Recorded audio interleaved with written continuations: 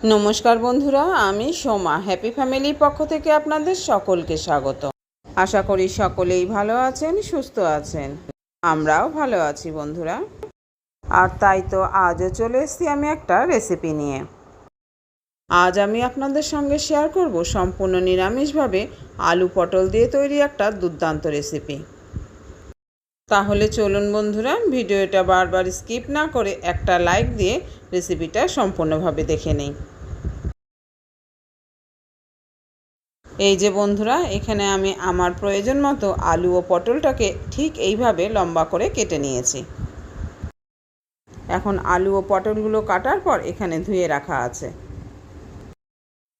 Gas ওভেনে আমি একটা কড়াই বসিয়ে দিয়েছি, আর কড়াইটা গরম হলেই এর মধ্যে আমি দিয়ে দিলাম পরিমাণ মতো সর্ষের তেল।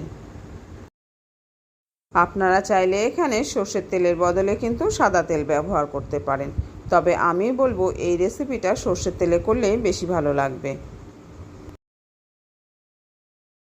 এখন তেলটাকে গরম করে নিয়ে আমি এর মধ্যে দিয়ে দিলাম কেটে রাখা পটলগুলোকে।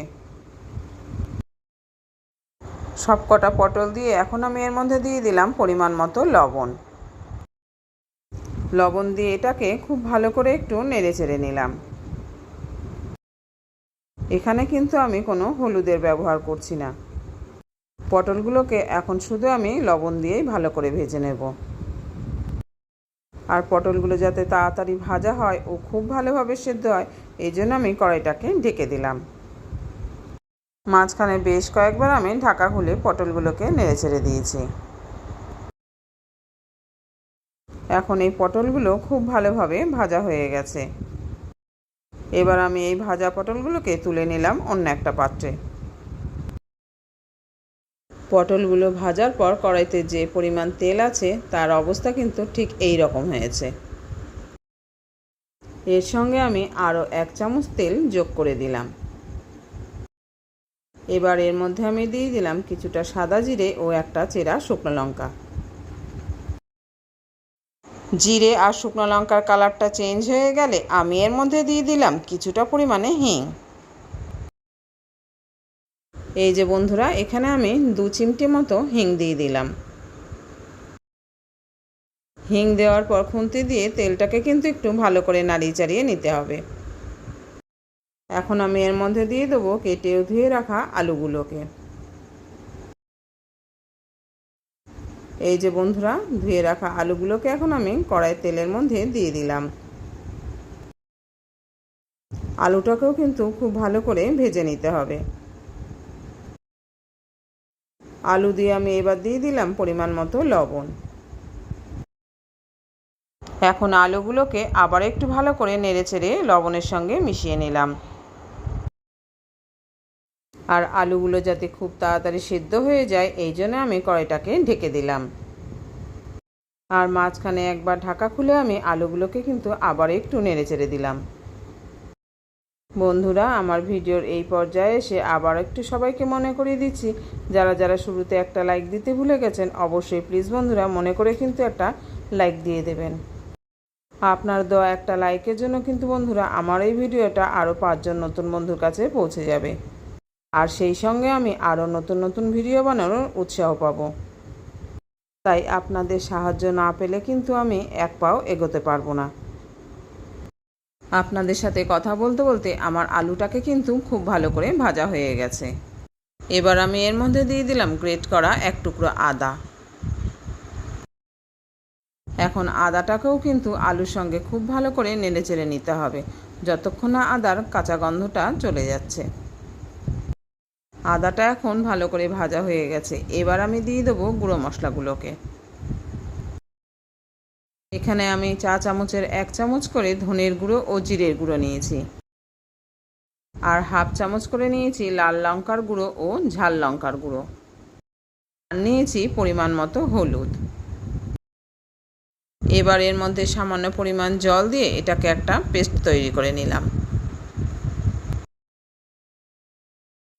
এদিকে আলুটাও কিন্তু খুব ভালো করে ভাজা হয়ে গেছে।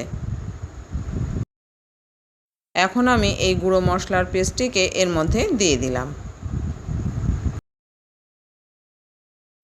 মশলার পেস্টটি দিয়ে কিন্তু এটাকে খুব ভালো করে একটু কষিয়ে নিতে হবে। আর সেই কারণে আমি এটাকে খুব ভালো করে নেড়েচেড়ে কষিয়ে নিলাম। একটু সময় নিয়ে মশলাটা কষিয়ে নেওয়ার পর আমি এর মধ্যে দিয়ে দিলাম মশলার বাটিটা ধুয়ে সামান্য পরিমাণে জল। এই যে বন্ধুরা, মশলার বাটিটা ধুয়ে আমি আবারও সামান্য পরিমাণে জল কড়াইতে দিয়ে দিলাম। এখন আবার এটাকে একটু নেড়েচেড়ে নিলাম। এবার দিয়ে দেবো ভেজে রাখা পটলগুলোকে।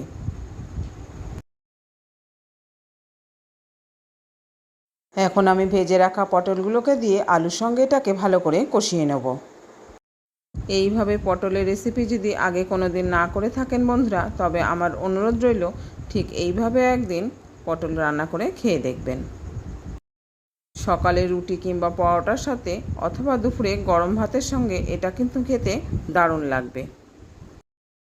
আর এই নিরামিষ রেসিপিটা রান্না করতে কিন্তু খুব বেশি উপকরণের প্রয়োজন হয় না। ঘরে থাকা সামান্য কটা উপকরণ দিয়ে এটাকে সহজেই বানিয়ে ফেলা যায়। আমার কিন্তু মশলার সঙ্গে আলু আর পটলটা খুব ভালোভাবে কষানো হয়ে গেছে। এগুলো যেহেতু আগে থেকে খুব ভালো করে ভাজা আছে, তাই এটাকে কিন্তু এইভাবেও খাওয়া যেতে পারে। তবে আজকে আমি এটাকে এইভাবে খাবো না, আমি এর সঙ্গে একটু জল মিশিয়ে দেব। আমি এটাকে আজকে একটু গ্রেভি রাখতে চাই, তাই সামান্য পরিমাণে জল আমি এর সঙ্গে মিশিয়ে দিলাম। আপনারাও যে যেরকম গ্রেভি রাখবেন ঠিক সেইভাবেই কিন্তু জলটা দেবেন। তাই পরিমাণ মতো জল দিয়ে এটাকে আমি আবার একটু ভালো করে নেড়েচেড়ে দিলাম। যেহেতু এখানে আমি জলের ব্যবহার করেছি, তাই এটাকে আমি আবারও 5 মিনিট খুব ভালো করে ফুটিয়ে নেব। আর তাড়াতাড়ি ফুটে যাওয়ার জন্য আমি কড়াইতে একটা ঢাকা দিয়ে দিলাম। আর গ্যাসের ফ্লেমটাকে মিডিয়ামে রেখে আমি 5-7 মিনিট এটাকে খুব ভালো করে ফুটিয়ে নেব। ফিরে এলাম 5 থেকে 7 মিনিট পর। 5 থেকে 7 মিনিট পর ফিরে এসে আমি কড়াই ঢাকাটা খুলে নিলাম। ঢাকা খুলে আবার একটু নেড়ে চেড়ে নিলাম। আর এই লবণের পরিমাণটা ঠিক আছে নাকি সেটাকে একটু চেক করে নিলাম। আর এখানে আলুগুলো কিন্তু খুব ভালোভাবে সেদ্ধ হয়ে গেছে। আর আগে থেকে তো এটা ভাজাই ছিল। যেহেতু আলুটা খুব ভালোভাবে গলে গেছে, তাই আমি একটা হাতার সাহায্যে 4-5টা আলুর টুকরোকে আমি ম্যাশ করে দিলাম। এক হাতে ফোনের ক্যামেরাটা অন থাকায় আমার নাড়াতে কিন্তু এটা অসুবিধাই হচ্ছিল, তাই আমি অফ ক্যামেরায় আলুগুলোকে ম্যাশ করে দিলাম। এইভাবে 2-3 টুকরো আলুকে যদি ম্যাশ করে নেওয়া যায়, তাহলে গ্রেভিটা কিন্তু অনেকটাই গাঢ় হয়ে যায়। এখন আমি গ্যাসের ফ্লেমটাকে হাই করে দিলাম। হাই ফ্লেমে আমি 1 থেকে 1.5 মিনিট এটাকে আবারও ফুটিয়ে নেব। আর আজকের রেসিপিটা কিন্তু আমার প্রায় হয়ে এসছে। এখন আমি এর মধ্যে দিয়ে দেবো 1/2 চা চামচ মতো ঘি। তবে ঘিটা পুরোটাই অপশনাল, চাইলে এটাকে স্কিপও করতে পারেন। তবে যে কোনো নিরামিষ রান্নায় সামান্য ঘিয়ের ব্যবহার করলে সেটা কিন্তু খেতে দারুণ লাগে। ঘিয়ের সঙ্গে গরম মশলাও দিতে পারেন, তবে গরম মশলা আজকে আমি দেব না। এখানে আমি দিয়ে দিলাম বেশ কিছুটা কসুরি মেথি হাতে ডলে। আমার কিন্তু আজকে দুর্দান্ত স্বাদের নিরামিষ আলু পটলের রেসিপি রেডি। এবার আমি গ্যাস ওভেনটাকে অফ করে দিয়ে 2 মিনিট এটাকে ঢাকা দিয়ে রেস্টে রেখে দেবো। আর তারপরে এটাকে নামিয়ে নেব একটা সার্ভিং বলে।